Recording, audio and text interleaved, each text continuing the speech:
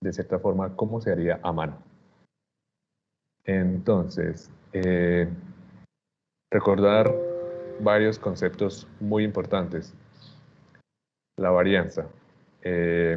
Recordar que la varianza es una medida de dispersión que viene dada en unidades de la variable que estoy analizando.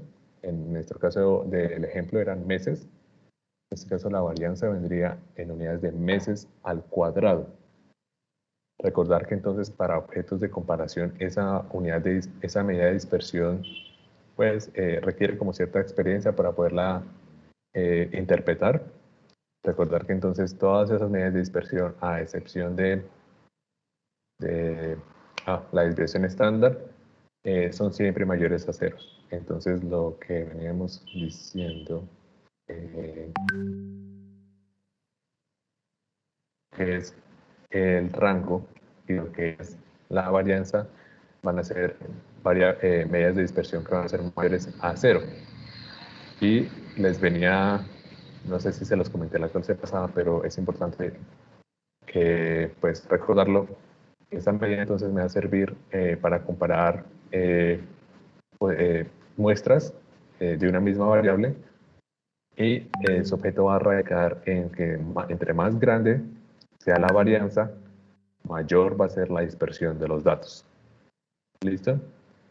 Un ejemplo, entonces, mido la varianza desde la edad de meses de este grupo, L3, respecto al grupo de estadística L2. Su varianza me da 300 meses al cuadrado, suponiendo. Y el grupo L2 me da 200 meses al cuadrado.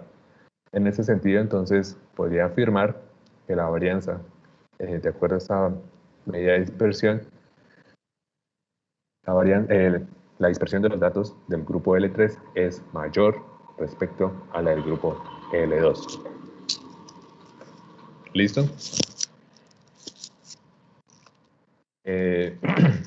Entonces, habíamos también hablado que la desviación estándar es la medida de dispersión más común, es mucho más fácil de interpretar, abarca aproximadamente el 66% de los datos, una gran parte de la información. Creo que con ustedes todavía tenía el problema del iPad, no estoy seguro. Entonces, voy a hacerles el dibujito a qué se refiere eso del 66% de los datos. Aquí está.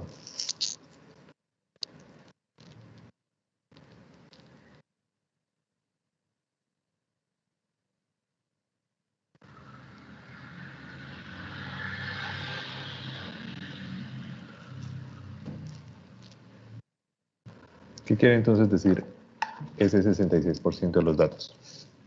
Creo que ya deben estar viendo la pantalla, ¿cierto? Sí, señor. Sí, profe. Entonces tengo mi distribución de probabilidad.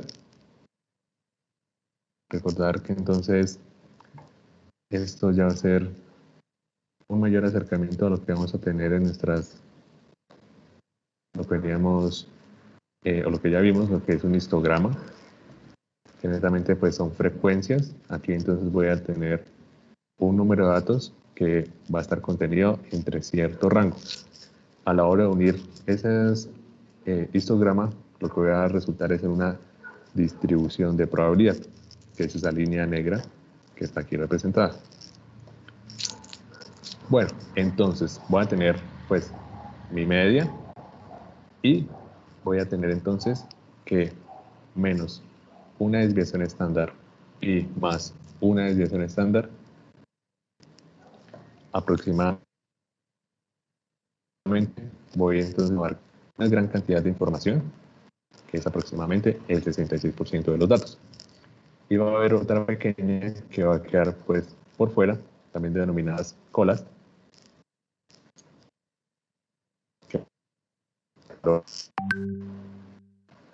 Hay que tener mucho cuidado con esos valores extremos. Existen diferentes técnicas para eliminarlos o observar si verdaderamente corresponden a un dato o fueron un producto de un error, tal vez, o alguna mala interpretación, una mala lectura del equipo, etcétera. Cualquier tipo de problema que me haya generado una mala lectura, pues se van a acumular en estas áreas, o datos atípicos. Como les digo, no siempre son errores, pueden ser datos atípicos, valores extremos, se denominan así. Bueno, ¿y por qué puedo entonces hacer estas comparaciones con la desviación estándar y la media? Pues van a tener las mismas unidades. Unidades. Van a tener las mismas unidades y por eso voy a poder hacer esas comparaciones. En ese sentido, entonces, la desviación estándar es ampliamente usada, es muy útil y pues dice mucho acerca de la dispersión de la información. Entre mayor sea mi desviación estándar, entre más área me abarque, si me da una desviación muy grande, por acá, por ejemplo, pues lo que voy a poder interpretar de esa serie de datos es que tienen una gran variabilidad. Entre menor sea, menor variabilidad van a tener los datos. Listo. Quería entonces recordar eso, muy importante. Y el otro apartado que habíamos iniciado era pues los coeficientes adimensionales. Habíamos visto entonces lo que es el coeficiente de asimetría.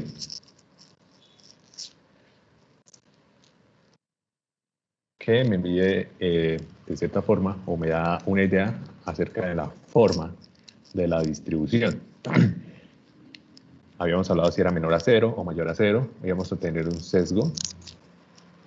Y eso me iba a indicar hacia qué lado iba a estar la cola de la distribución. Hablamos de un sesgo negativo cuando la cola de distribución está tirada o tiende hacia el lado izquierdo.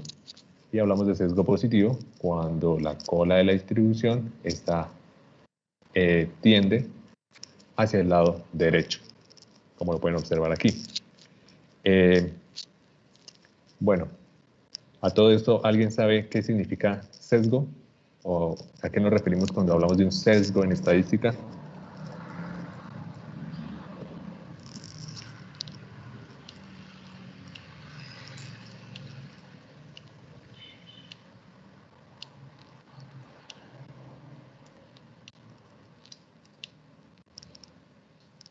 Profe, ¿puede ser como la tendencia que toman los datos?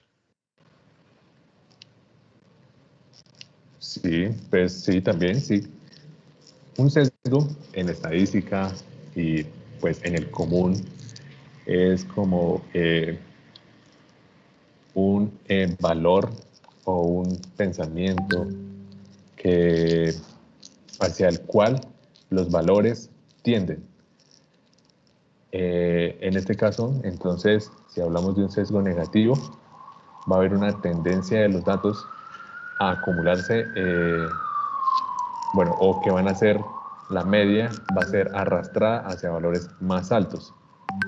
¿Sí? Aquí, por ejemplo, voy a tratar de hacer un dibujo aquí en la presentación. Tendría entonces mi distribución normal, que es simétrica, totalmente perfecta, sin nada que yo le pueda pues decir en contra. Aquí entonces voy a tener mi media. Hablamos entonces de un sesgo negativo cuando mi media va a ser arrastrada hacia valores superiores. Es decir, que voy a tener tal vez, posiblemente, valores atípicos superiores, muy superiores. Si seguimos entonces con el ejemplo de las edades, voy a suponer que sus edades oscilan entonces entre 200 y 250 meses. Entonces, la mayoría de ustedes pues van a encontrarse en esta área. Sin embargo, en ese grupo en especial hay pues 2 personas mayores, decidieron emprender su carrera profesional tarde, pues no tarde, o sea, en fin, eso ya es decisión de cada uno, pero son mayores. Entonces voy a tener por aquí 2 personitas de 300 meses, 350 meses, que van a hacer que mi media sea arrastrada hacia valores más altos. Sin embargo, la mayoría de mis personas o la mayoría de mis individuos que estoy analizando están dentro de un rango inferior. ¿Sí me hago entender? Entonces eso va a ser un sesgo. Va a ser unos datos que posiblemente sean atípicos, que sean extraños, que van a hacer cambiar mi comportamiento habitual. O pues bueno, el que yo esperaría más que el habitual. Y pues de forma contraria a lo que ocurre con un sesgo positivo. La mayoría de los valores normales que esperaría pues están acumulados en valores superiores. Sin embargo, voy a tener unos cuantos muy inferiores que van a hacer que mi media sea arrastrada a esos valores inferiores. Entonces, a eso nos referimos con un sesgo en estadística. Van a ser pues esos valores que van a hacer que mi forma de la distribución cambie y tienda hacia ciertos valores. Les había entonces dejado una consulta sobre estos, precisamente estos valores de la cuando la mediana es mayor a la media o menor o igual. ¿Alguien de pronto, dentro de lo que consultó, nos puede explicar qué fue lo que encontró cuando pasa esos tres casos?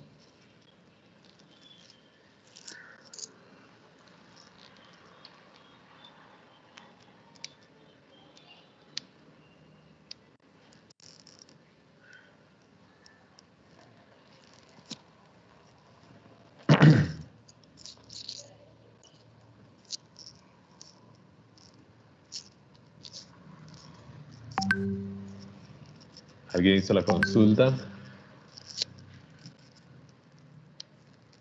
Profe, pues de lo que yo averigüé, pues lo que usted ha dicho, que cuando es mayor la tendencia es a la derecha, la cola se alarga pues a ese lado, a la derecha, para valores superiores a la media, que cuando es menor, tendencia negativa a la izquierda y que es inferior a la media. Y ya cuando son iguales, pues hay simetría hay simetría y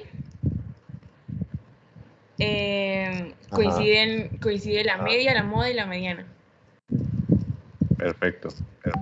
Esto entonces lo podríamos ver pues con un gráfico de una mejor forma. Entonces, voy a tener que tres casos. La mediana mayor a la media, la mediana menor a la media y la mediana igual a la media. ¿Qué va a pasar en ese primer caso? Voy a tener entonces mi distribución. En este caso, pues bueno, vamos a dejarla normal y vamos entonces a ver cómo varía. ¿Qué representa la media y qué representa la mediana? La mediana entonces me va a indicar justamente dónde está el 50% de los datos. Recordar que es la mitad. Entonces, para este primer caso, entonces vamos a tener aquí va a estar el promedio o la media. Y justamente ahí pues, se va a ubicar la mediana. En este caso entonces voy a tener una distribución completamente simétrica, no va a tener ningún sesgo. ¿Qué pasa entonces en otro caso? Cuando, por ejemplo, la mitad de mis datos van a estar, va a ser mayor, en este caso lo tengo aquí, y mi media va a estar por aquí. ¿Cómo creen que sea la forma de la distribución?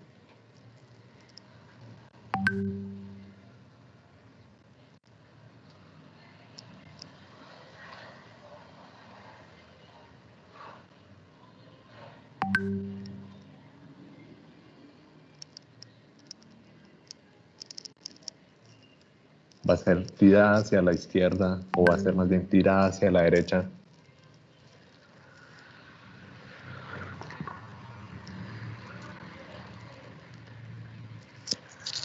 Con la cola hacia la izquierda. ¿Por qué crees?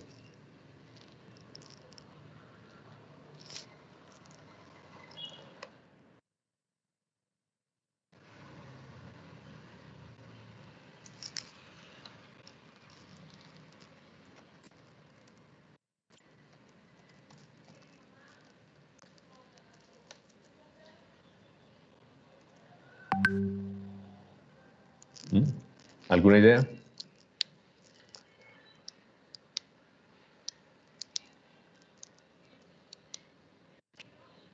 O en el caso contrario, ¿qué pasa entonces cuando la media es, aquí tengo, la mediana es menor a la media?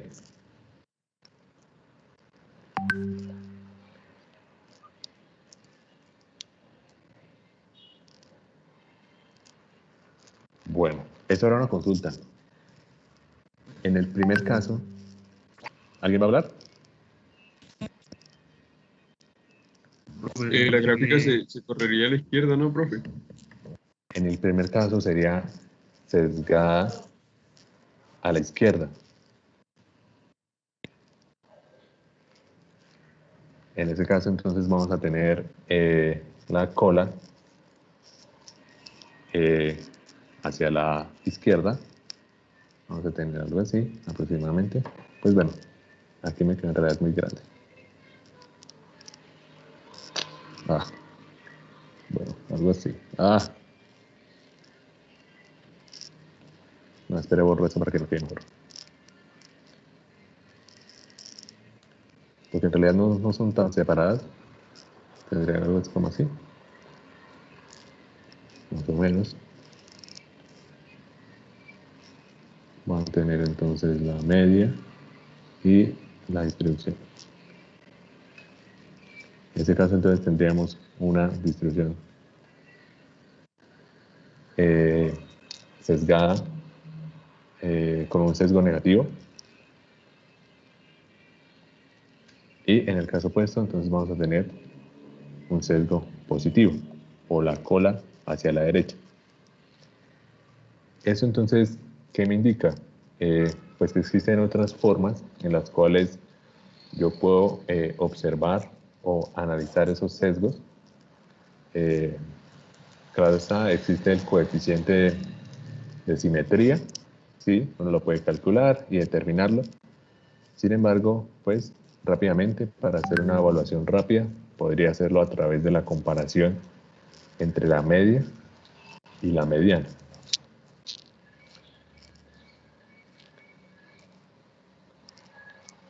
Habíamos visto entonces lo que es el coeficiente de kurtosis.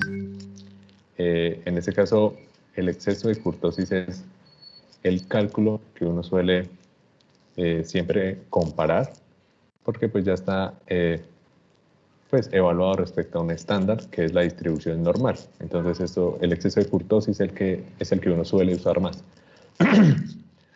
Mayores a cero, un mayor apuntalamiento, menores a cero, una curva más achatada. ¿Qué me indica un mayor apuntalamiento?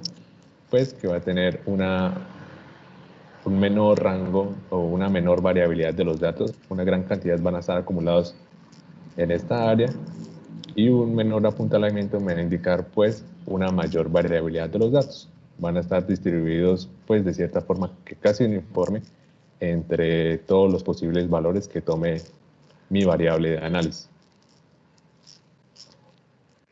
Bueno, aquí está la consulta, recuerden resolver eso. Bueno, y entonces veníamos con el ejemplo.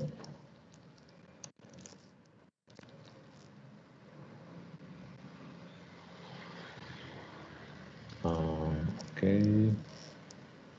Que íbamos haciendo en Excel. Habíamos quedado entonces en resolver a mano las medidas de dispersión, ¿cierto?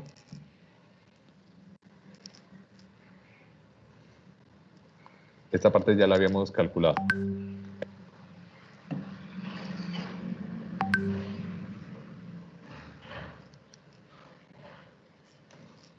Hola. Sí, profe, ahí quedamos.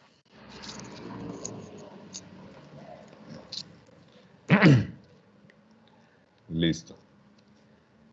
Consultaron más o menos cómo es que esta operación de arrastrar, qué pasa cuando yo arrastro de forma vertical, qué pasa cuando yo arrastro de forma horizontal.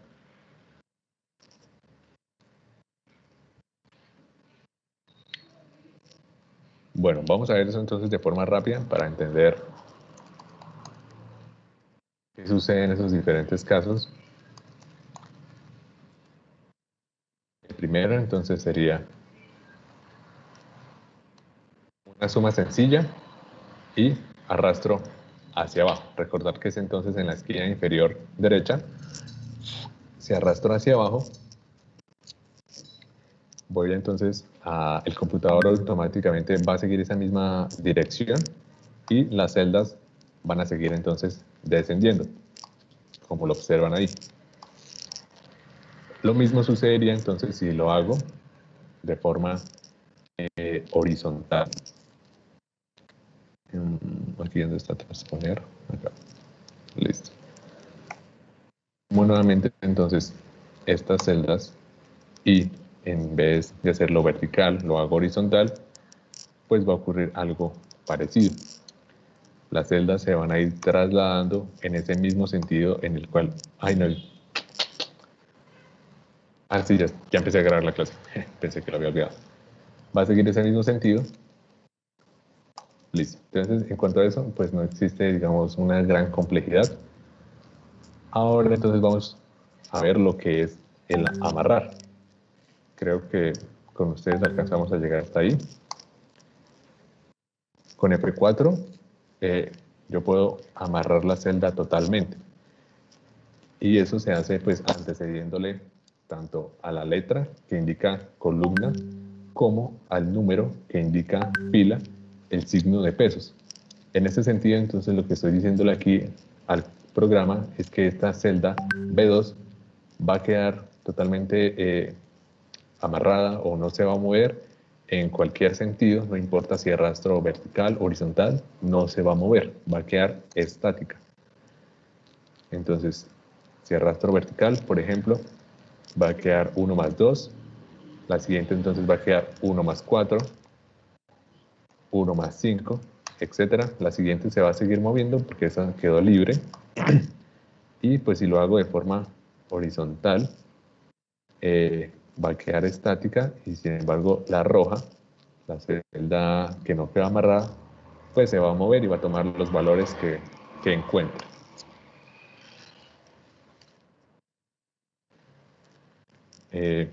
Claro esa parte.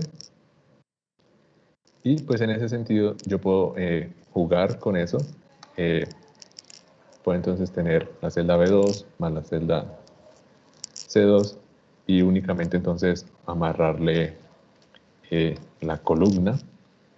¿Sí? Entonces en este caso, como amarré la columna y arrastro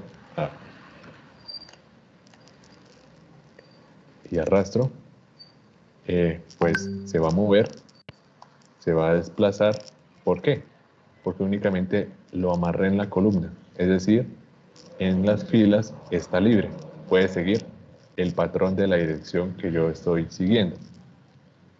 Pero por ejemplo, si en vez de amarrar la columna, amarro la fila, pues va a ocurrir algo diferente, porque aquí mi sentido de la dirección está en filas.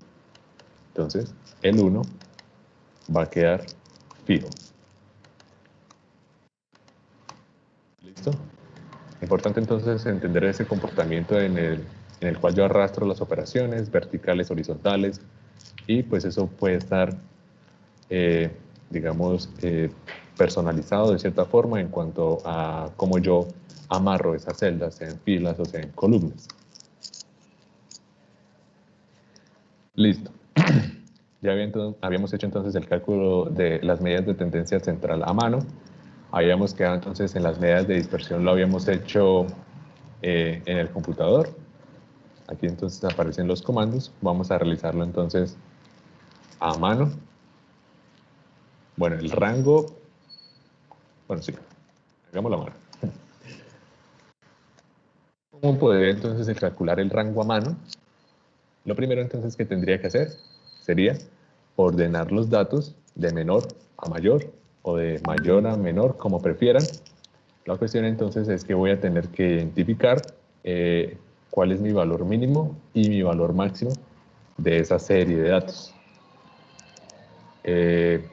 Si recordamos aquí entonces en Excel existe una herramienta que me ayuda a ordenar de forma rápida, es dar clic derecho, ordenar, él me identifica de una vez que son números, entonces ya me sugiere de menor a mayor o mayor a menor. Voy a hacerlo de menor a mayor. Y me sale un recuadro de un aviso. Entonces me está preguntando que si deseo ampliar la selección o continúo con la selección actual. ¿Esto por qué me lo pregunta? Él identifica que entonces sobre esa misma fila hay otros datos. Entonces me pregunta si deseo también ordenar esos datos en base a esta selección o únicamente me quedo con la selección que tengo y ordeno netamente eso. En este caso deseo hacer lo segundo, no deseo ampliarla, entonces los ordeno. Esa tarea de ordenar los datos a mano es bastante, pues lleva su tiempo hacerlo. Y en este sentido entonces ya puedo identificar que mi valor mínimo es este y mi valor máximo es 288. De esta forma entonces ya podría calcular el rango, sería entonces el máximo menos el mínimo, que es 60. Bueno, el Excel está en la reunión anterior, en el chat, ahí está.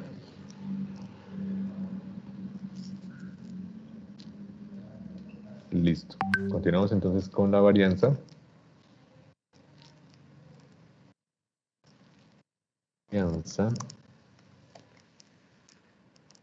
¿Cómo está definida la varianza?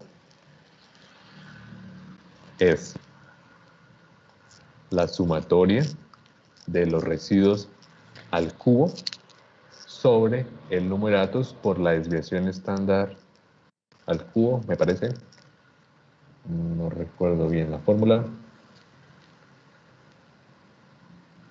No, sobre n-1. Y es al cuadrado, no es al cubo. Bueno, casi.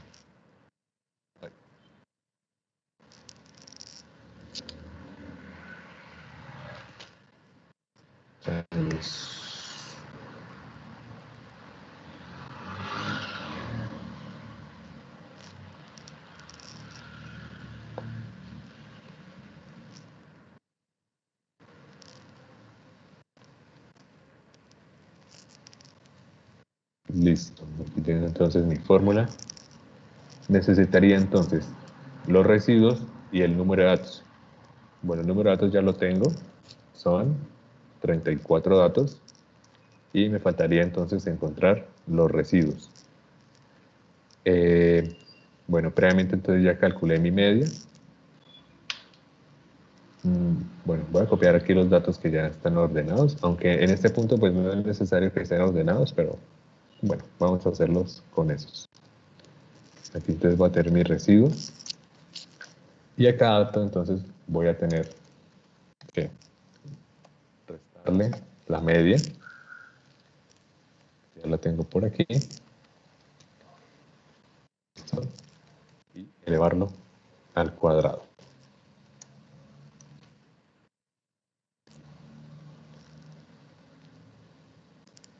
Bueno, esta tarea de hacer esto, pues cuando yo vi la asignatura, uno que hacía, porque a nosotros nos dejan sacar el computador, era en la Texas Instruments, existe un apartado como de un Excel, algo así, muy similar.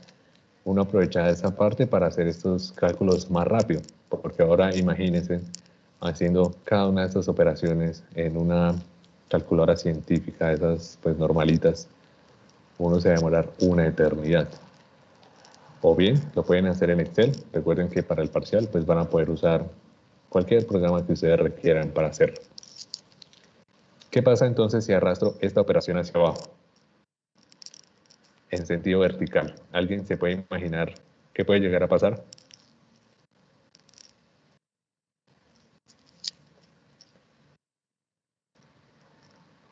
Ahí habría que amarrar el dato de la media, ¿no, profe? Sí, profe.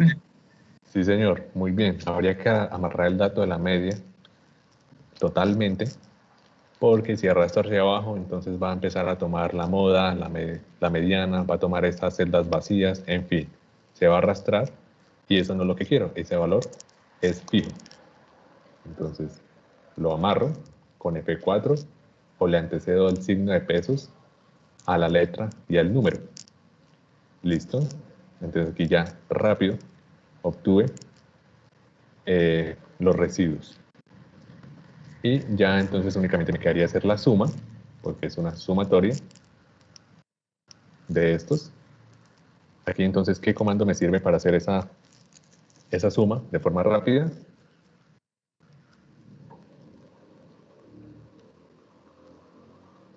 El comando Suma. suma. Bien, muy fácil. Selecciono y listo. Entonces aquí está la sumatoria de los residuos. Voy a ponerle aquí un símbolo para cuando ustedes repasen, no se me pierdan. Aquí está la sumatoria. Y ya entonces la varianza podría calcularla entonces como esta sumatoria dividida entre 34 menos 1. Bueno, 33. 346.77. ¿Sí nos da igual? Exactamente igual. Esta entonces sería la forma de calcular la varianza a mano. Recordar que entonces me da en meses al cuadrado. Y por último, tendría la desviación estándar. En este caso pues ya es mucho más sencillo porque sería nada más sacarle raíz, en este caso el comando es raíz, a la varianza. 18.62. Y de esta forma entonces obtendríamos las medidas de dispersión, haciéndolo tanto en el computador como se haría manualmente. Ahora entonces vamos a entrar a la tercera parte, que son los coeficientes. Coeficientes adimensionales. Listo. ¿Cuál es el primer coeficiente que yo tengo? Coeficiente de variación. El coeficiente de variación. Voy a copiar solo, bueno, C, variación. También simbolizado como Bx. A ver. ¿Y cómo se define? La desviación estándar sobre la media. Claro, súper fácil.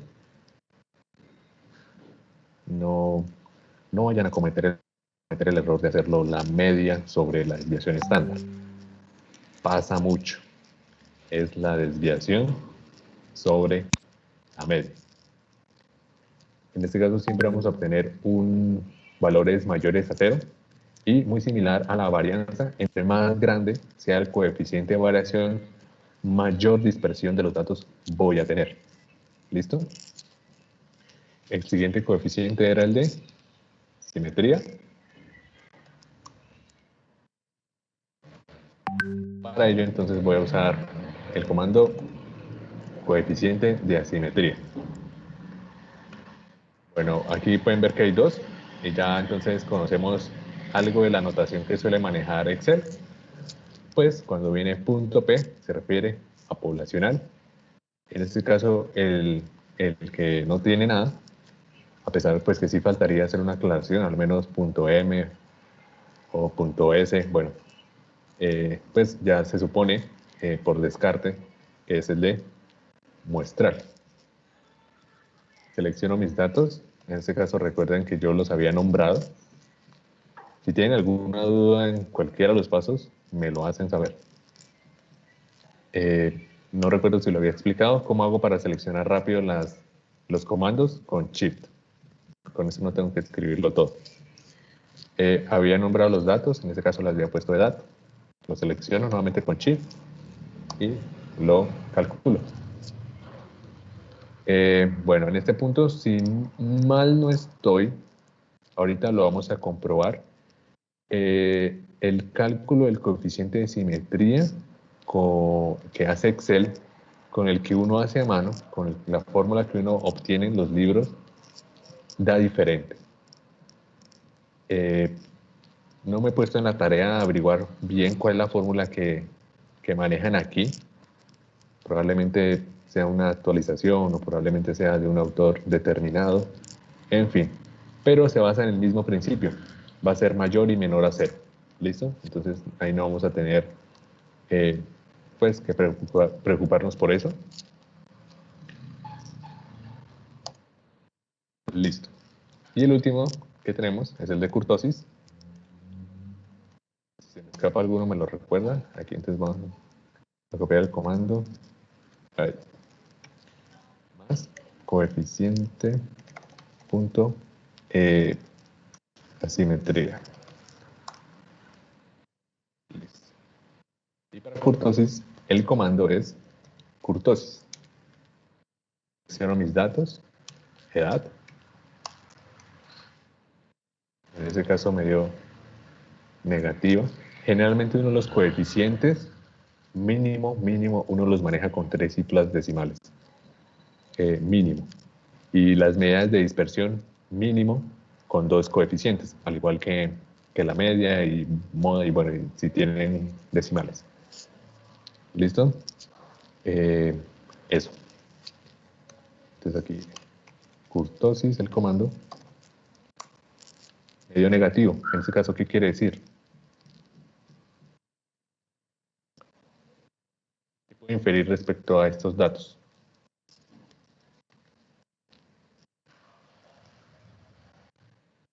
Coeficiente de asimetría me da mayor a 0. ¿Esto qué quiere decir? Que tiene un sesgo A la derecha. positivo, exacto. Entonces, la cola va a estar hacia la derecha. Un coeficiente de kurtosis negativo, eso quiere decir que va a tener un menor apuntalamiento.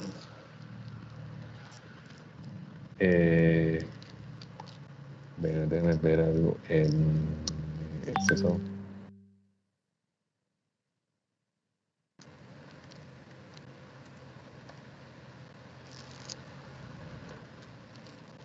Bueno, va a tener un menor apuntalamiento, es decir, va a ser una distribución de cierta forma achatada. Entonces ya de cierta forma nos podemos ir imaginando cómo es que va haciendo esa distribución de probabilidad. Vamos entonces a hacer los cálculos a mano. Respecto al primero, pues no hay como nada extraño. Va a ser dividir la desviación sobre la media, entonces me voy a saltar ese. Vamos a entonces iniciar con el de simetría.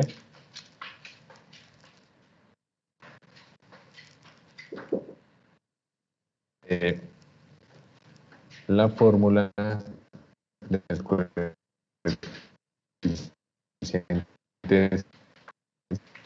en este caso sí está dividido entre la desviación estándar al cubo, viene la sumatoria del residuo al cubo, estándar al cubo.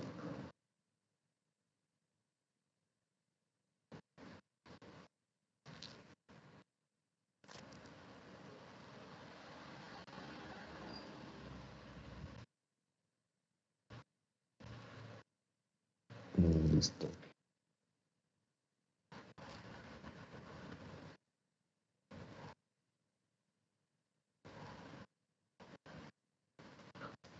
Entonces, aquí pues ya tengo mis residuos, ya los tengo acá. Sería, no mentiras, pero esos están elevados al cuadrado. Bueno, hagamos lo siguiente entonces. Solo calculemos los residuos. Kurtosis, entonces voy a necesitar el residuo al cuarta potencia. Aquí son residuos al cubo, al cuadrado.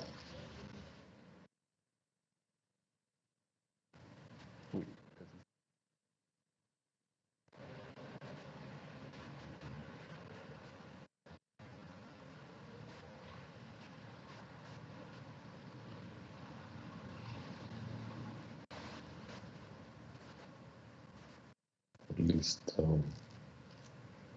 Un poco más ordenado. Ahí, mejor. Calculo entonces mis residuos. La diferencia entonces entre el dato sub i menos el promedio. Lo amarro.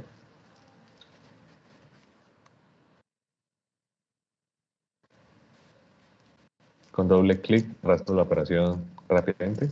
Si doy doble clic sobre la flecha negra, él me extiende la operación donde encuentra datos. Mi sumatoria. Ah, no, mentiras, no puedo hacer eso porque cada uno viene al cubo. Estaré incurriendo en un error. Entonces sí me toca hacerlos uno por uno.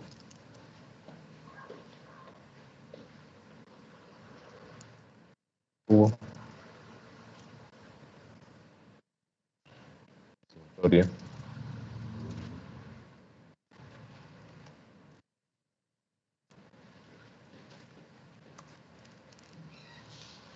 Y mi coeficiente, en este caso, la sumatoria dividido entre el número de datos, 34, por la desviación estándar, aquí está, al cubo. Ahí, al cubo. ¿Creen que es necesario que aquí ponga un paréntesis adicional para separar estas dos operaciones? ¿Si es necesario o no?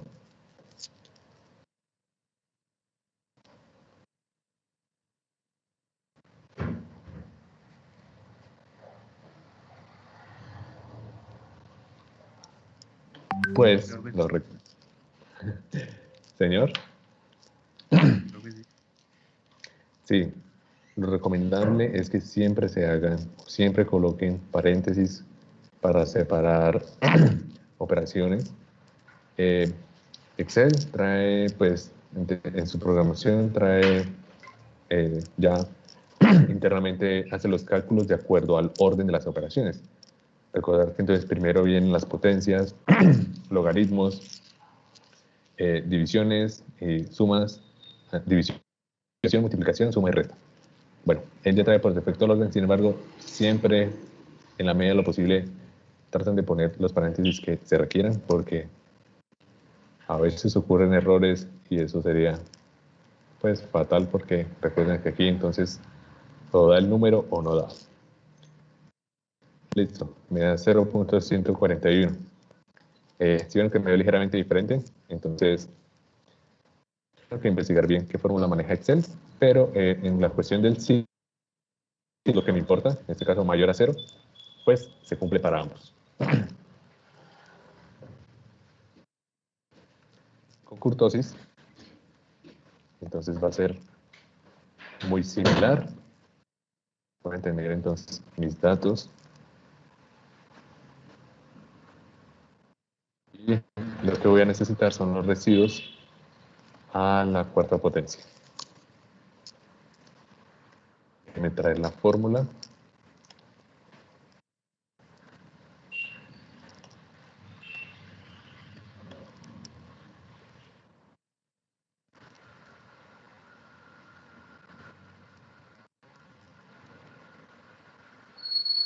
Listo. Entonces, el valor sub i menos la media amarrada a la cuarta potencia.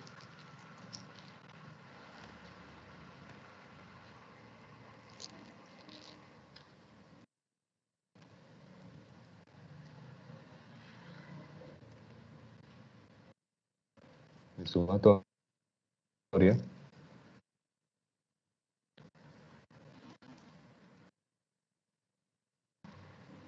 y mi kurtosis. Dividido entre 34 por la desviación estándar a la cuarta potencia.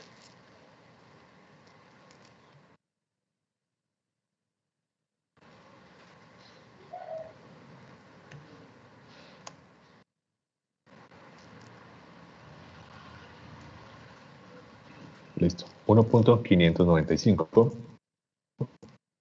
Uy, nadie me entendió. 1 menos 1.322. Decidido.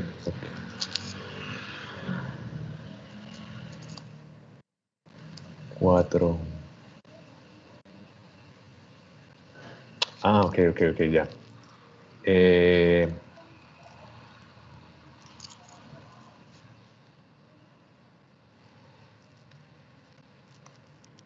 Listo. En este caso, esta fórmula es para exceso de kurtosis. Entonces, este comando es exceso de kurtosis. Y nuevamente me da ligeramente diferente. Pero el signo se sigue conservando. Entonces voy a poder saber si es más apuntalada o más achatada. Si alguien me averigua con qué fórmulas trabaja exactamente Excel y por qué da diferente, aunque es muy poquito en realidad, ahí vemos si se le dan puntos extra. Esa tarea la tengo desde hace rato, pero siempre se me olvida. Listo. ¿Alguna duda entonces respecto a los cálculos? ¿Algún comando o algún cálculo a mano?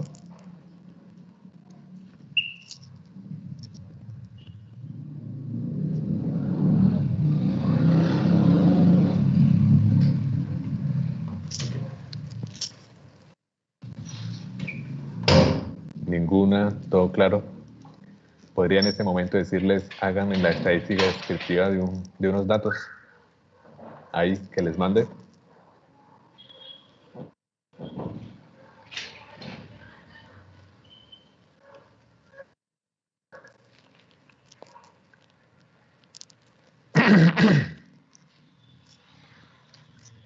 Ninguna. Profe, Señora. yo tengo una en lo de la simetría. Es que ahorita usted explicó una cosa y luego entendí otra, entonces no sé si lo podía repetir. Ok. Aquí entonces tenemos el ejemplo. La simetría entonces me da positiva, en este caso 0.155. Entonces recordar que pues hay dos grandes grupos, o es sesgada, tiene un sesgo negativo con un coeficiente de simetría negativo, o tiene un sesgo positivo con un coeficiente de simetría positivo. En este caso, lo último que pues yo quiero pues saber es hacia qué lado está la cola. Un coeficiente de simetría positivo, la cola va a estar hacia la derecha. Pegamos aquí las diapositivas y pues lo contrario con un coeficiente negativo.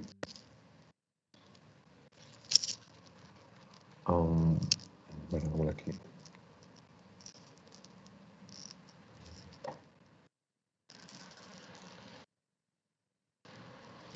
Aquí está. Entonces, con un sesgo positivo voy a tener una cola hacia la derecha y con un sesgo negativo voy a tener una cola hacia la izquierda. En ese caso, entonces, viéndolo de esta forma, podría inferir que en este grupo L3 la mayoría de las personas pues son jóvenes y hay unos pocos que son pues tienen una mayor edad en meses, tan solo unos cuantos. Ah, no, mentiras, al revés. Perdón, al revés. Voy a tener un grupo de personas que tienen una edad superior, pues relativamente mayor, y unas personas muy jóvenes que pues van a hacer que mi media tienda hacia valores más inferiores. Bueno, recordar que esos datos pues los saqué al azar, ¿no? No son verdaderos. Pero sería lo que obtendría. Un grupo de personas con una edad relativamente pues mayores, superiores, y unos pocos, de cierta forma unos valores atípicos muy inferiores que hacen que mi media esté más aproximada hacia valores cercanos más bajos.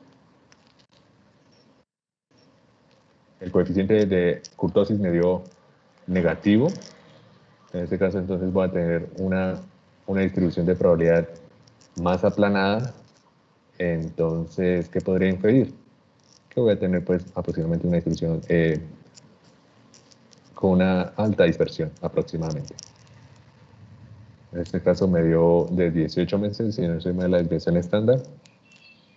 Esto vendría siendo un año, un poco más, un año y medio.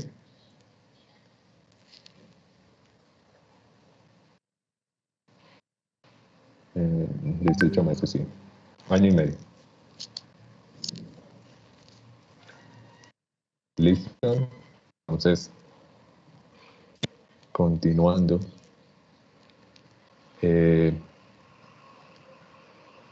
Vamos a ver lo que son otro grupo de medidas que son relativas a la posición, aunque ya vimos una. La mediana es una medida estadística relativa a la posición o a la mitad de los datos, pero únicamente no es la única que existe. En este caso, un gran grupo está en los cuartiles. No es nada otra cosa que dividir mi serie de datos en 4 partes. Voy a entonces obtener un primer cuartil que va a corresponder al 25% de los datos, un segundo cuartil que va a corresponder al 50% de los datos, es decir, que coincide exactamente pues, con la mediana, y un tercer cuartil que corresponde al 75% de los datos. En este caso, al igual que en la mediana, pues se manejan cuando el número de datos total es impar o cuando el número de datos es par, las ubicaciones o mi posición va a estar indicada por unas formulaciones diferentes. Recordar entonces que cuando se trata de una posición par, voy a obtener un valor intermedio, es decir, mi posición, ejemplo, me da, si hablamos de 10, un número total de datos 10, mi posición aquí pues me va a dar 5.5. En este caso entonces voy a hacer el promedio entre la posición 5 y la posición 6. Me indicaría un cuartil, refiriendo. Bueno, y así sucede con el primero o con el tercero. Una posición intermedia.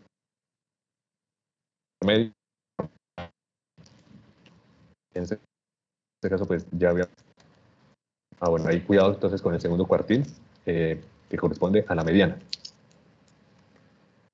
Y otras medidas de posición, que a mí me parece pues como la más fácil de manejar y la pues mejor, son los percentiles, que son pues dividir la muestra en porcentajes al que uno desee calcularla. Entonces ya hablamos de un 10, del percentil 10, del percentil 40, 70, etcétera, ya dependiendo de lo que yo esté analizando. Y nuevamente, pues se van a cruzar con los cuartiles. Si hablo entonces del percentil 25, correspondería al primer cuartil. Si hablo del percentil 50, al segundo cuartil o la mediana. Y si hablo del percentil 75, que correspondería al tercer cuartil. ¿Por qué prefiero esta medida de posición? Porque ya me evito de saber si es par, si es impar o lo que sea, manejar fórmulas diferentes, en fin. En este caso, si yo aquí pues ingreso el porcentaje, lo multiplico por el número de datos y lo divido en 100, me va a dar ya el número que corresponde. Si me da el número, pues lo tomo. Si me da un valor intermedio, hago el promedio. Entonces ya no existe como ese complique entre saber si es par o impar, no importa. ¿Listo? ¿Alguna duda?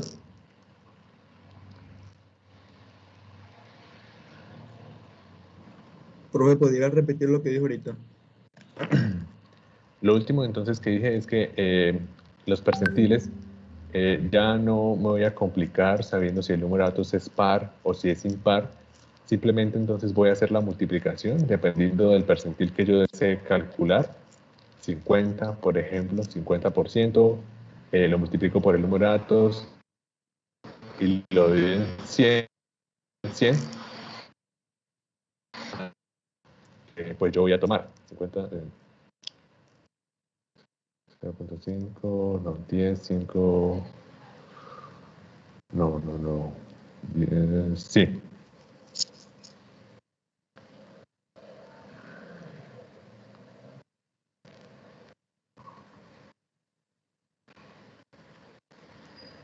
No, mentiras. Estoy haciendo aquí un cálculo rápido en mi cabeza y no dan. Por ejemplo, si lo tomo en 10 y lo hago con 50, me daría 10 por 0.5, 5. Me daría la posición 5. Y en este caso no es la posición 5, sería lo que está entre 5 y 6. Eso de los percentiles sí hay que tener en cuenta si se trata de par o impar. Hay que tener mucho cuidado con eso. Entonces, me equivoqué, ahí hago la rectificación. Hay que tener en cuenta si el número de datos es par o impar. Porque no da exactamente la mitad. Tendría que darme 5.5 y no. Entonces hay que tener en cuenta la etiqueta. Sin embargo, 1 lo hace. Entonces,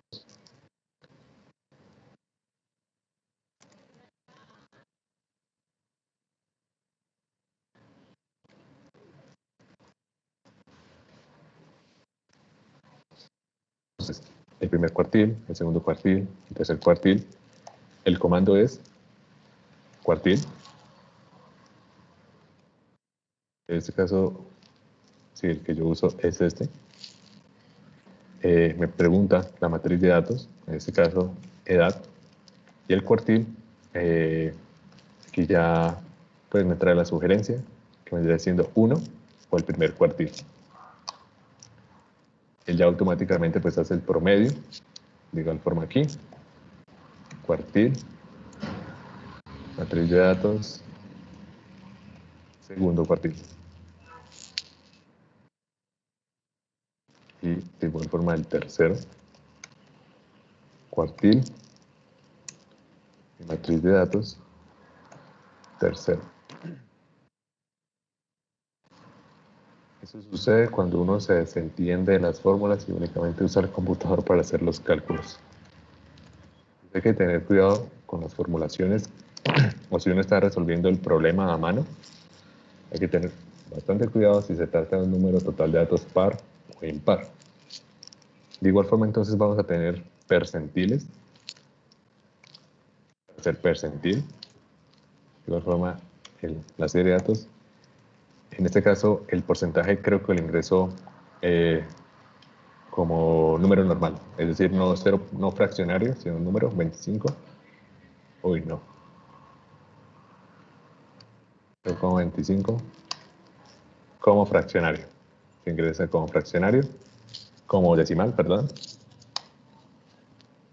En este caso sería el percentil 25, percentil 50, percentil 75.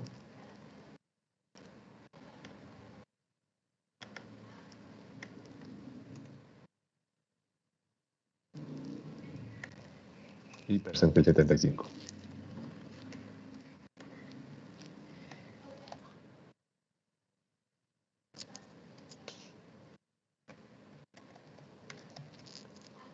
Percentil. ¿Listo? No sé si hay alguna duda. Son muy fáciles de aplicar. De igual forma, entonces, lo único que me hacen es separar la muestra en partes iguales o en la parte que yo desee y pues me toman ese valor.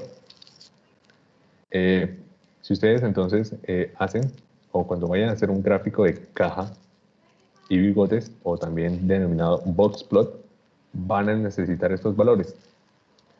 En ese momento, digamos, es como un poquito difícil que observen cuál es la dispersión de los datos y demás.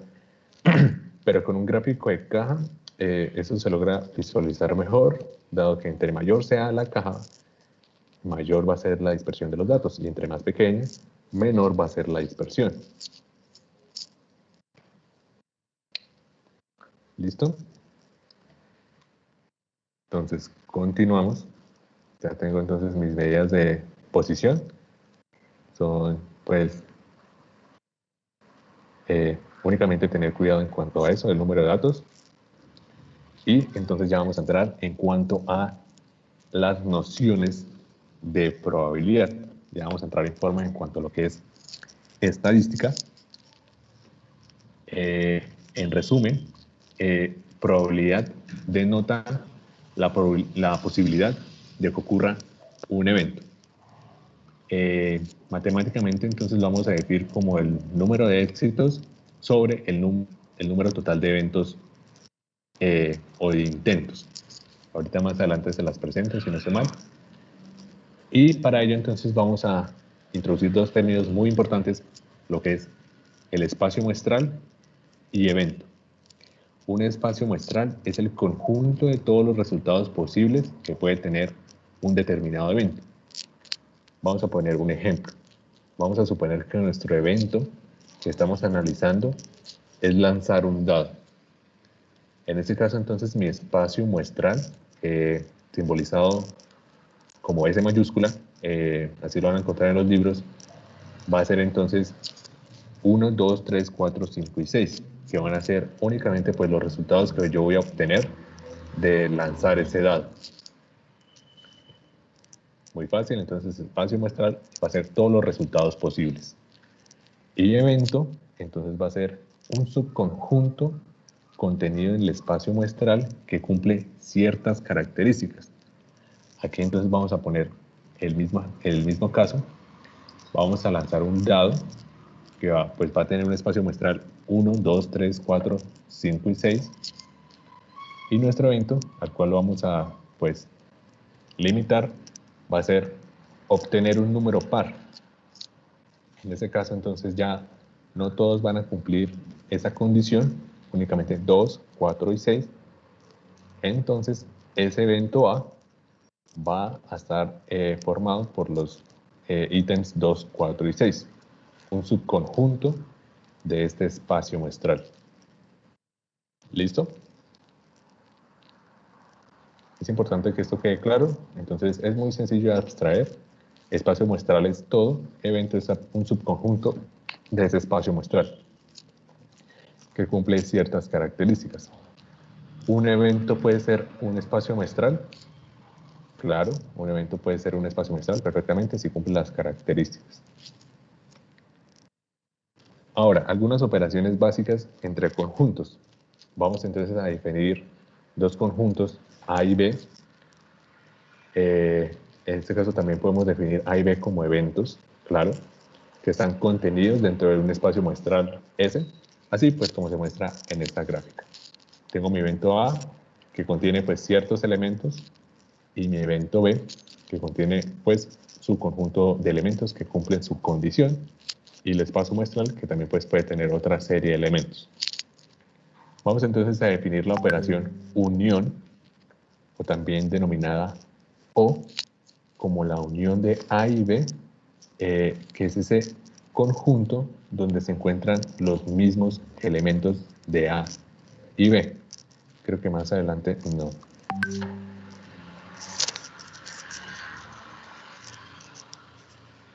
En términos gráficos, se vería algo así. Creo que pues esto ya lo deben haber visto en alguna parte.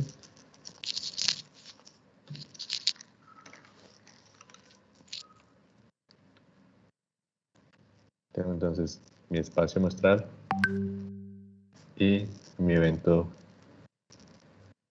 de unión. Aquí voy a tener A y B.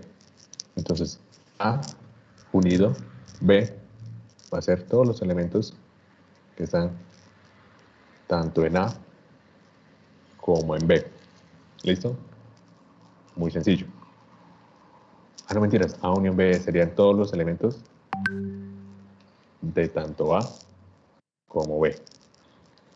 La otra intersección, también denominada I, pues van a ser los elementos que están en A y que son comunes a ambos. Es decir, que también se encuentran en B. En este caso, A intersección B vendrían siendo los elementos que son comunes a ambos. Y la operación complemento, que es el conjunto de elementos que no están contenidos dentro de ese evento. Entonces voy a tener mi espacio muestral, voy a tener mi evento A, por ejemplo. Entonces, A complemento vendría siendo todo el conjunto de elementos que no están en A. En este caso, vendría siendo esta representación. ¿Listo? Entonces, vamos a hacer un ejemplo. Ahí, están viendo la pantalla. Toda esa parte, recuerden que las diapositivas del corte solo están hasta el final, ¿no? Entonces, si necesitan tomar nota, etcétera, me lo hacen saber.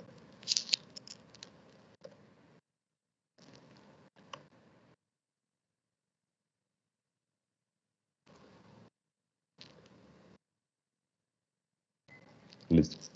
Vamos entonces a hacer este ejemplo. Vamos a seguir con el dado. Vamos a tener dos eventos. El evento A va a ser obtener un número par. Y mi evento B va a ser obtener un número múltiplo de 3. Y vamos entonces a realizar estas operaciones de esos conjuntos. A complemento intersectado B, A intersectado B, A unido B, A complemento intersectado B complemento y B complemento. ¿Listo? Entonces, vámonos resolviendo. Primero les voy a dar espacio para que lo resuelvan ustedes de forma independiente.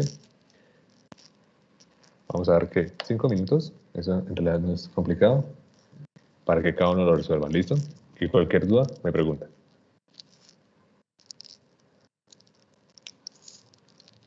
¿Sí me están escuchando? Sí, señor. Listo.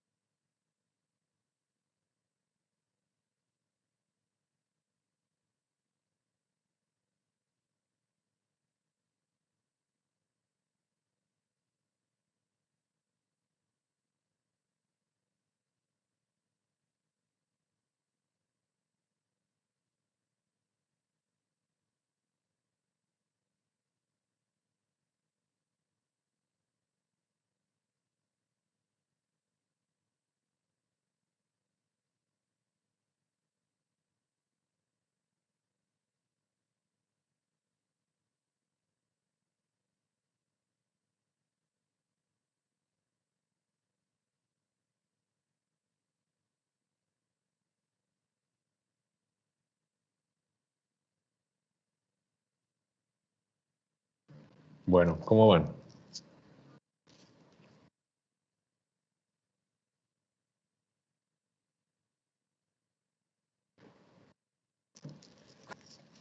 ¿Cuánto les dio en el primero?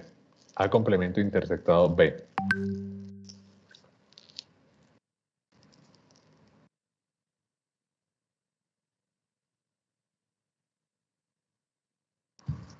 Profe, yo creería que el 1 y el 3. 1 y 3. ¿Vale? Vamos a resolverlo. Voy entonces a compartirles aquí la pantalla.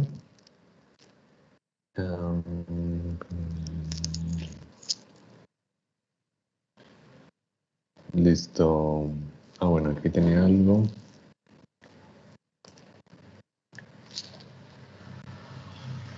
Bueno, entonces lo primero que voy a entrar a hacer es definir mi espacio muestral. En este caso, al lanzar un dado, únicamente pues voy a tener las 6 posibilidades. 1, 3, 4, 5 y 6. Defino mis eventos. En este caso, el evento A, obtener un número par, va a ser 2, 4 y 6. Y mi evento B va a ser obtener un número múltiplo de 3. En este caso, 3 y 6. ¿Listo? Ya realicé entonces pues la definición de cada uno de los conjuntos Ahora sí, entonces entraría a solucionar cada uno de los apartados. El primero, A complemento interceptado B. Algo muy útil que uno pues suele hacer cuando trabaja conjuntos es realizar el gráfico. En este caso tengo A, tengo B, y lo que me está solicitando el problema entonces es A complemento, es decir, todo lo que está por fuera de A, intersectado, es decir, y B. Entonces todo lo que está por fuera de A y se cruza con B sería esta parte. ¿Listo? Ahora entonces necesitaría ya como tal dibujar el problema. Tengo A, tengo B. A entonces contiene los números 2, 4 y 6. Y B, 3 y 6. Entonces, con lo que uno empieza siempre es con la intersección, es decir, a llenar esta parte. En este caso, ¿qué número se cruza o es el mismo para ambos eventos? 6. 6. Voy a tener aquí a 6. Y en ya después de tener la intersección lista, inicio con los conjuntos. En este caso, entonces, para terminar de completar A, quedaría 2 y 4. Y para terminar de completar B, quedaría 3. Por último, entonces, entro ya con el espacio muestral. ¿Qué números entonces me faltan? Quedaría entonces por fuera 1, 2, 3, 4 y por fuera 5. Entonces, esta sería la representación en diagrama de Venn del problema que estamos evaluando. Y entonces ya me queda un poquito más sencillo evaluar A complemento intersecto B, teniendo en cuenta que pues es lo que está aquí pues coloreado en rojo, que en este caso vendría siendo 3. Entonces A complemento intersectado B vendría siendo 3. Listo. El punto B. ¿Alguna duda? Claro esa parte, ¿cómo armé el diagrama de Venn? Sí, señor. Señora. ¿Por qué no se tendría en cuenta el 1 y el 5? Ah, buena pregunta, porque aquí tengo mi condicional que es y o intersecto. Recordar que cuando es y o intersecto, es lo que se cruza o lo que está entre ambos elementos. En este caso, lo que se cruza o está en ambos elementos sería al complemento, todo lo que está por fuera, es decir, al complemento es, escogí un color no adecuado, a ver, un nombre diferente, un verde. Vendría siendo todo esto.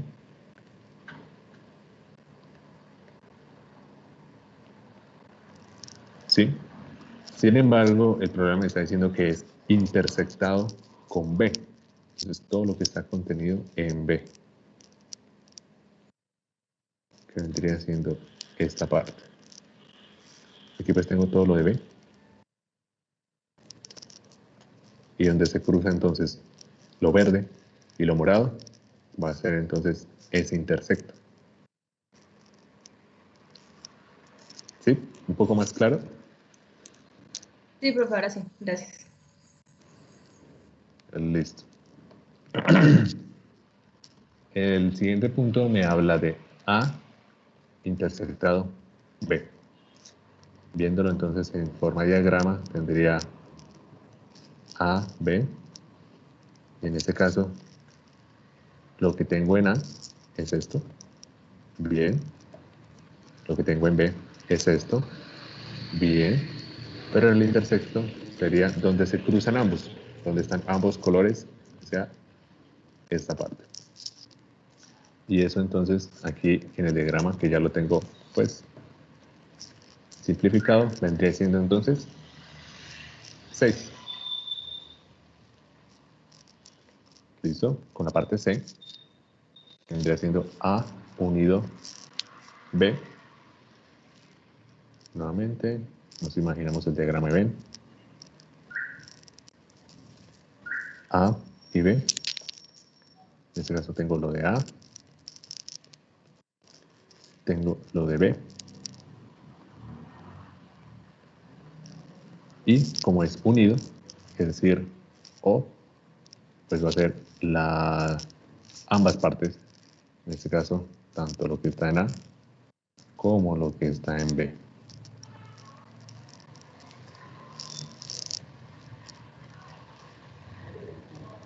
En ese sentido, entonces vendría siendo 2, 4, 6 y 3.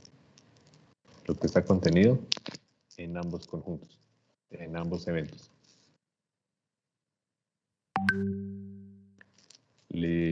Si tienen alguna duda, me lo hacen saber. El punto D, A complemento intersectado B complemento. Tengo A, tengo B. ¿Qué es A complemento? Todo lo que está por fuera de A.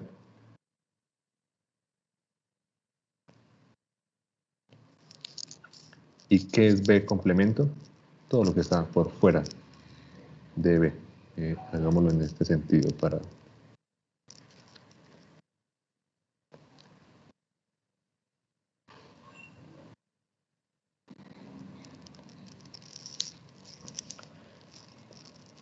Listo. Como es intersección, es donde se cruzan ambos. En este caso va a ser toda la parte de afuera. De 1 y ambos. 5. Señora. Es que 1 y 5. Exacto, 1 y 5, es decir, toda esa parte de afuera es donde se cruzan ambas líneas. Es decir, 1 y 5, como ya lo dijera. Bien, listo. Y B, de esto, ¿qué? B complemento, pues ya muy sencillo. Todo lo que está por fuera de B sería 2, 4, 1 y 5. Todo lo que está por fuera de B. 2, 4, 1 y 5. ¿Sí les quedó así? Sí, señor. Vale, listo. Recordar estas operaciones juntos porque las vamos otra vez van a ser muy útiles cuando veamos algunos cálculos de unas probabilidades. Y pues ahora sí entonces vamos a definir lo que es probabilidad formalmente. Vamos entonces, tenemos un evento A contenido en un espacio muestral S. Entonces, la probabilidad de ocurrencia de A, denotada como P de A, se definirá como. Entonces, el número de respuestas favorables sobre el número de respuestas posibles, o también denominado de otra forma, los éxitos que voy a tener sobre el total de intentos. Vamos a poner un ejemplo para que esto quede un poquito más claro. Dice, calcular la probabilidad de obtener un número múltiplo de 3 al lanzar un dado. Calcular la probabilidad de obtener un número múltiplo de 3 al lanzar un dado. Entonces, debo identificar mis respuestas favorables y mi número de respuestas posibles. ¿Cuáles van a ser mis respuestas favorables? En tercio. 3 y 6, 2. 3 y 6, exacto. Mi número de respuestas favorables van a ser 2. O que saque 3 o que saque 6, que son múltiplos de 3. Ya tengo entonces mi numerador de esta operación. Y mi número de respuestas posibles, o el total de intentos que realicen, en este caso son 6, debido a que son pues 6 caras. voy entonces a obtener que la probabilidad de este evento A va a ser 2/6, o como lo decían, 1/3. Creo que aquí lo tengo anotado, así. 0.33 o un 33.34%. Va a ser la probabilidad de ocurrencia de sacar múltiplo de 3 al lanzar un dado. ¿Claro esa parte? Es muy sencillo. En esta fórmula se basa toda la estadística. Número de respuestas favorables sobre número de respuestas posibles. De ahí entonces se van a derivar otra serie de modelos un poquito más especializados para ciertos casos, para cierto tipo de variables. Pero de aquí parte todo. Este es el principio. Vamos a hacer un ejercicio. Dice, se realiza una encuesta a 250 estudiantes de la UIS para analizar el medio de transporte que utilizan para llegar hasta el campus principal. Y me piden calcular el número de estudiantes que emplean únicamente bus, el número de estudiantes que no emplean ninguno de los medios, el porcentaje de estudiantes que utilizan únicamente moto, y por último, la probabilidad de elegir una persona que use los 3 medios de transporte entre los encuestados. Y pues me dan una tabla pues, del resumen o el reporte final de esa encuesta. Tenemos entonces el medio de transporte y pues el número de estudiantes que lo emplean. Motocicleta, por lo visto son solo 3, automóvil, motocicleta y bus. Y las diferentes combinaciones entre el uno y el otro. ¿Cómo debería iniciar entonces la solución de este ejercicio para resolver cada uno de los literales?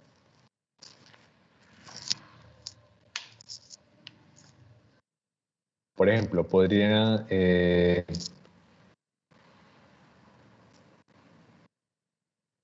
¿alguien tiene alguna idea de cómo hacerlo?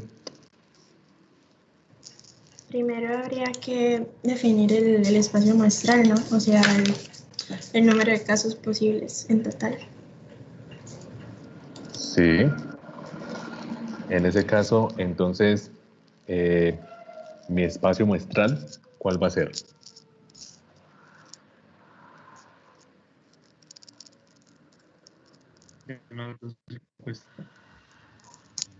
Señor, casi no se le escuchó bien.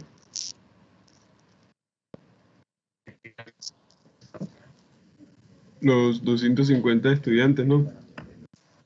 Bien. Mi espacio muestral entonces van a ser los 250 estudiantes encuestados. Perfecto. Ahora entonces el siguiente paso entonces es definir mis eventos. ¿Cuáles creen que puedan ser los eventos en este problema? El medio de transporte.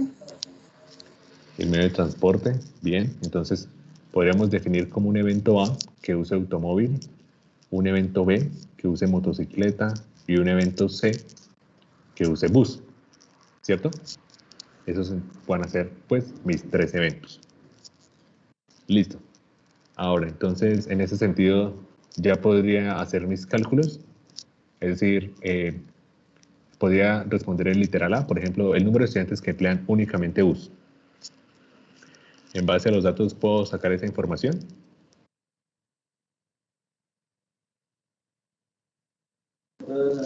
Sí, profe, porque se tiene el número de estudiantes que usan bus y el número total, que serían 250.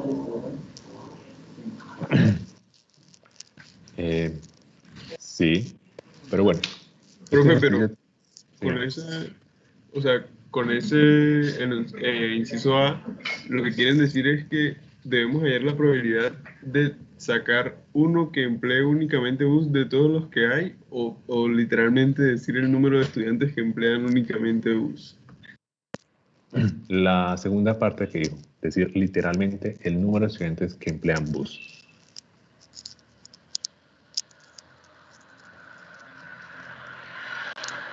Entonces simplemente sería ver la tabla.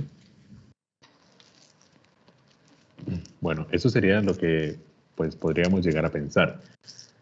Pero bueno, alguien que pronto haga la suma entre todos los datos que tengo ahí. La mayor ¿Sí me cierra? 50. mayor a 250. Creo que tocaría sacar, digamos, lo que utilicen solo bus, porque ahí también están incluidos cuando utilizan motocicleta y bus, automóvil y bus. Y automóvil, bus y motocicleta. Exacto. Aquí entonces esta tabla no está discriminando exactamente si utilizan únicamente automóvil, porque también pueden utilizar otros medios perfectamente. ¿Qué quiere decir? Este 58, por ejemplo aquí, que me está diciendo automóvil, perfectamente también puede ser que también esté incluido los que están usando motocicleta o los que están usando los tres medios están sumados aquí. Es decir, va a haber valores o van a haber personas que están contadas dos veces. Por eso es que nos da mayor a 250. Mucho cuidado con eso siempre. Es decir, que para responder el literal A no podría únicamente referirme a la tabla. Porque, pues, como ya lo vimos, van a haber personas que están siendo contadas dos veces. ¿Cómo resuelvo ese problema entonces?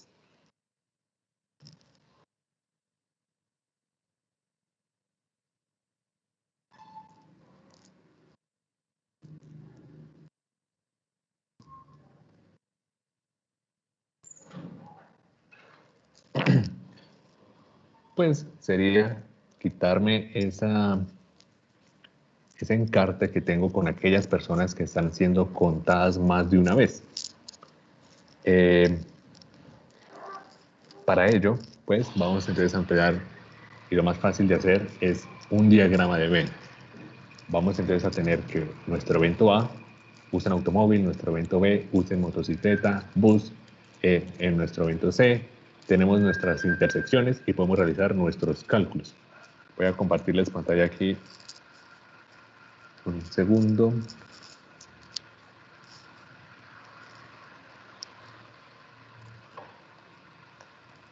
Listo. Entonces, evento A, automóvil. Evento B, motocicleta. Evento C, bus. ¿Listo? Tengo mis eventos claramente definidos. Entonces, establezco mi espacio muestral. En este caso, pues, ya sabemos que van a ser 250. No voy a poder sobrepasar ese valor. Estos eventos.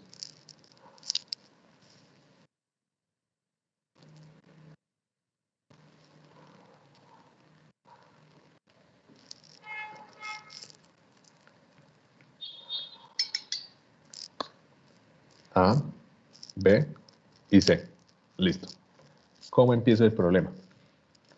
¿Alguien que me recuerde? Sacar las intersecciones. Siempre empiezo con la intersección. Y en este caso, con la de mayor grado. Es decir, esta de aquí, donde están pues los tres intersectados. Y ese valor ya me lo da el problema. Creo que hice el dibujo muy pequeño. Ay.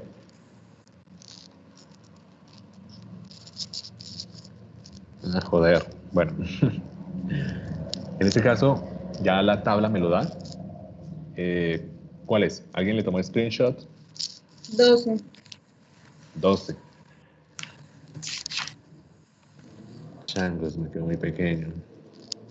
12. Bueno, ahí creo que alcanzan a ver, ¿cierto?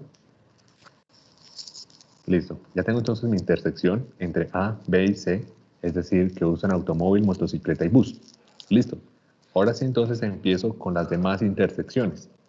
Por ejemplo, podría iniciar entonces entre automóvil y motocicleta. ¿Cuántas personas se movilizan por esos dos medios? 27. 27. Pero resulta que 12 ya están contadas en la intersección de los tres.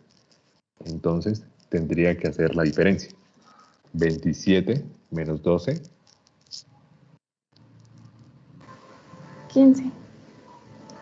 15. Entonces aquí tendría 15 personas y pues estoy cumpliendo lo que me dice el ejercicio. Hay 12 personas que se movilizan por los 3 medios, 12. Y hay 27, es decir, 15 más 12, que se movilizan por automóvil y motocicleta. Y en ese sentido, entonces ya estoy sacando esas personas que se están contando una doble vez. Continuemos. Ahora, personas que utilicen automóvil y bus. 23 serían, pero hay que restar ahí, profe. 23, exacto. Y le restamos 12, que ya están contadas. Me da 11. 11. Lo mismo para motocicleta y bus. Tengo que por esos dos medios se movilizan 16. Sin embargo, 12 ya están contadas. Obtengo 4 personas. Listo. Acabo de terminar de resolver las intersecciones. Ahora entonces sí comienzo con los eventos independientes. Tengo que, para automóvil, para mi evento A, se movilizan 58. Pero de esos 58 tengo que restarle 15, que son entre A y B, 12, la intersección entre los 3, y 11, la intersección entre A y B. ¿Claro? Porque ya están contadas. En este caso, ¿cuánto me da? 20. 20. Y estoy cumpliendo. Si sumo 20 más 15 más 12 más 11, me da las 58 personas que se movilizan por automóvil. ¿Listo? De igual forma así con el evento B.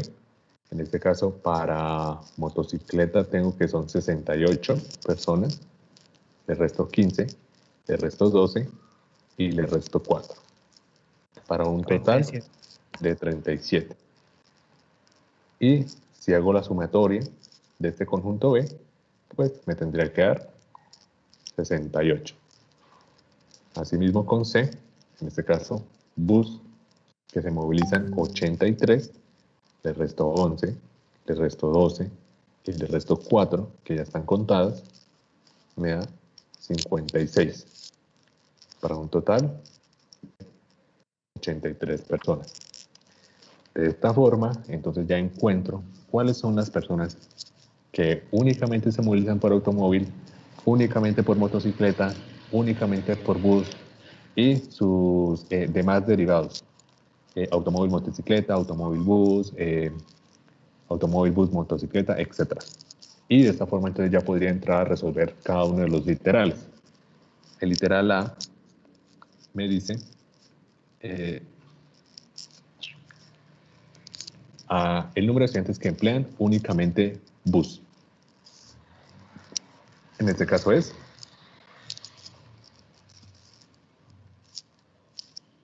56. 56 personas. Número de personas que se movilizan por bus. El literal B, número de personas que no emplean ninguno de los medios. Ah, bueno, faltó eso. Ya hicimos la suma.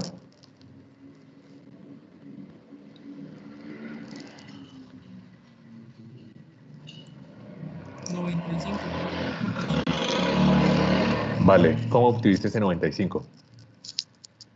A 250 le resté todos los que usaban solamente A, los que usaban A y B, A y C, A y... Ajá. Así. Entonces, bien, entonces tengo personas que se movilicen ya sea por A o por B o por C, va a ser la suma de 20 más 11, más 12 más... No, mentiras, voy a hacerlo mejor en otro orden porque luego me confundo. va a ser 20 más 37 más 56 más 15 más 11 más 4 más 12. En este caso, personas que se movilicen por cualquiera de los tres medios, voy a tener que 155. Profe, sí, al sumar A, B y C no a los 250. exacto. Esto es lo que estamos resolviendo ahorita, que es el literal B. En este caso, acá estoy calculando los que se movilizan por cualquiera de los tres medios, sea únicamente motocicleta, únicamente bus, bus motocicleta, bus automóvil, o los tres, cualquiera de los tres medios. ¿Cómo lo hago? Sumando cada uno de esos valores que ya tengo aquí calculados, que es este, 155 personas. Por eso es que no me cierra. Entonces, si obtengo 250 menos esas 155 personas que usan esos tres medios evaluados, voy a tener que ¿qué? Que estas 95 personas probablemente se movilicen ¿qué? A pie, tal vez, no sé, en patineta o algo así, cualquiera de esos otros medios de transporte que no fue evaluado dentro de este ejemplo. ¿Sí me hago entender? Entonces aquí, por fuera de mi espacio muestral, voy a tener 95 que me complementa los 250 que me hacen falta para el número total de encuestados.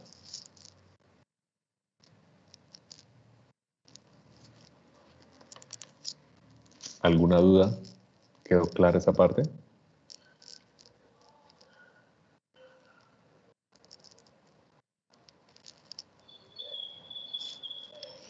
Listo.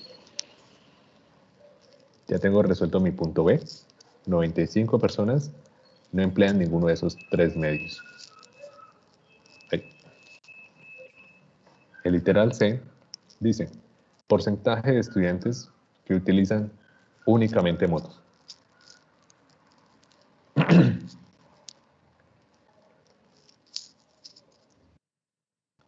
¿Cómo calculo ese porcentaje?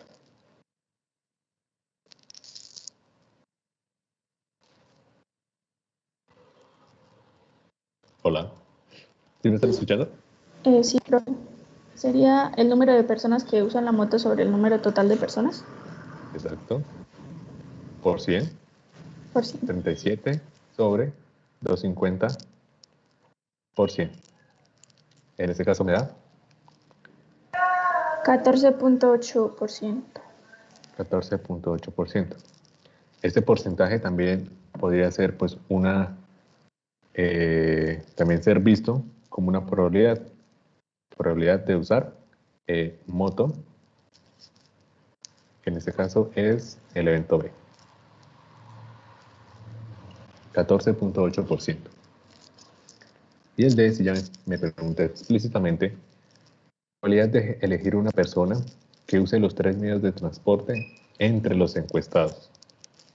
Es la probabilidad de que use automóvil, use motocicleta y use bus, va a ser de 12 sobre, ¿sí? 12, la intersección entre los tres, usan los tres medios sobre el número total de posibilidades, en este caso 250,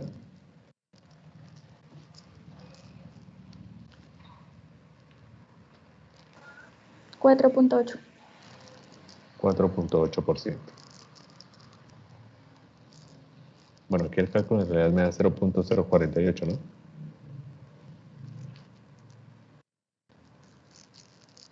Pero por 100, profe. Sí, exacto. Entonces aquí en realidad se me da 0.048. Es la probabilidad. Pero generalmente uno, por facilidad, siempre la va a trabajar en porcentaje. Es 4.8%.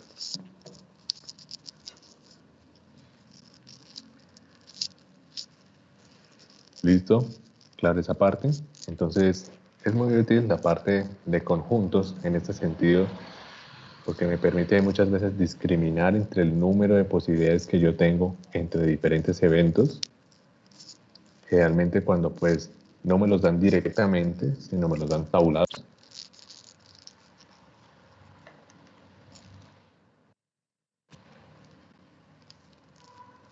Claro, todo, como el agua. Vale, entonces les va a quedar de tarea un ejercicio para el cual les van a calcular unas probabilidades, ya se los muestro. Es este. El ejercicio dice, se lanza una moneda 3 veces. Calcular entonces. A, la probabilidad de obtener 2 caras y 2 sellos. Y B, la probabilidad de obtener solo caras o solo sellos. Muy sencillo. Entonces lo van a resolver y la siguiente clase lo vamos a socializar. ¿Listo? ¿Alguna duda? ¿Algo sobre Excel? ¿Cualquier cosa?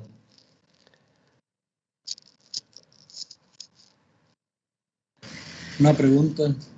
Señor. Si se dice que se va a lanzar 3 veces, cómo se obtendrían 4 resultados para el inciso A? Buena pregunta.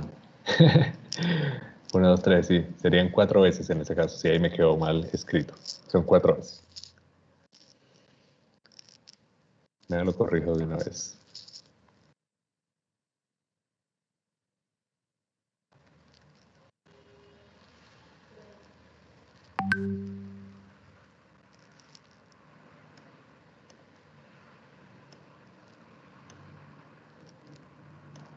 Listo. Ahora sí. 4 veces. Obtener 2 caras y 2 sellos. Obtener solo caras o solo sellos.